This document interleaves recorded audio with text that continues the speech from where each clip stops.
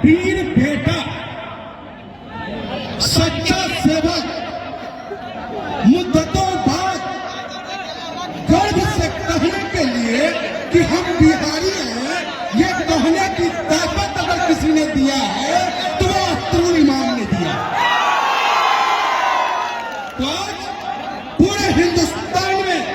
सीना ठोक करके हम बिहारी, सीना ठोक के कहते हैं कि हम बिहारी हैं, हम बैरिस्टर असदुद्दीन ओवैसी साहब के सिपाही हैं। तब सम्मानित मंच हमारे महबूब, हमारे राष्ट्रीय अध्यक्ष, जिनकी छत्र छाया में गरीब, कमजोर, मजलूमों की आवाज उठाने की हमने कसम खाई है, परम आदरणीय बैरिस्टर असदुद्दीन ओवैसी साहब, और जिनके दम पर हम बिहारी आज गर्व से कहते हैं कि हम बिहारी हैं, वो आपका नेता, किशनगंज का बेटा, बिहार का बेटा जनाब अख्तरुल इमाम साहब, और हमारे उत्तर प्रदेश के सदर, मजबूत अध्यक्ष, बड़े भाई जनाब शौकत अली साहब, और मेरे साथ दिल्ली प्रदेश के महासचिव आरिफ साहब, और विधायक, मजबूत विधायक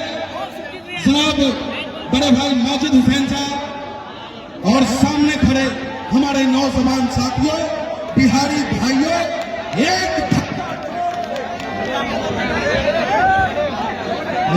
धक्का जोर से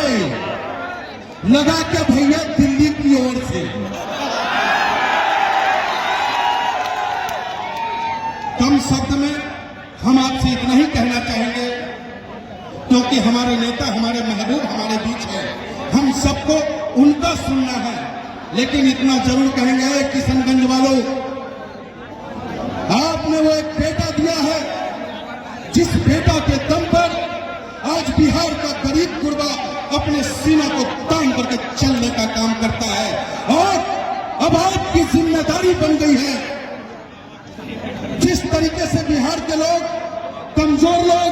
कहते हैं कि मैं ऑल इंडिया मजलिस इत्तेहादुल मुस्लिमीन का सिपाही हूं, जब वो कहते हैं कि मैं बैरिस्टर साहब का दीवाना हूं, तो उनके अंदर एक ताकत सी आ जाती है, और उस ताकत को बनाए रखने के लिए,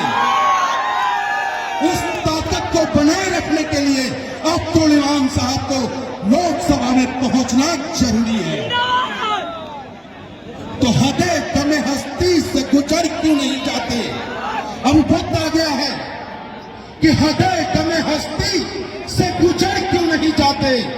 और जीना नहीं आता तो मर क्यों नहीं जाते? मंजिल को अगर पाना है, मंजिल को अगर पाना है, तूफान मिलेगा, डर लगता है तो कश्ती से उतर क्यों नहीं जाते, कश्ती से उतर क्यों नहीं जाते? तो मेरे नौजवान साथियों, साफ शब्दों में मैं कह दूं, हम किशनगंज वासियों को, हम बिहारियों को 30 साल तक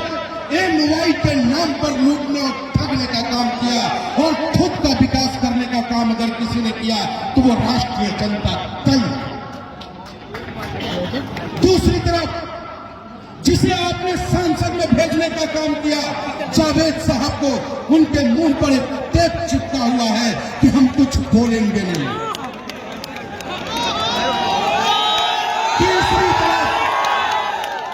तीसरी तरफ वो पार्टी जो खूनी भेड़िया है, जो इंसानों की लाशों पर राजनीति करता है, जो मजहब के नाम पर हम हिंदुस्तानियों को आपस में टकराने की बात करता है,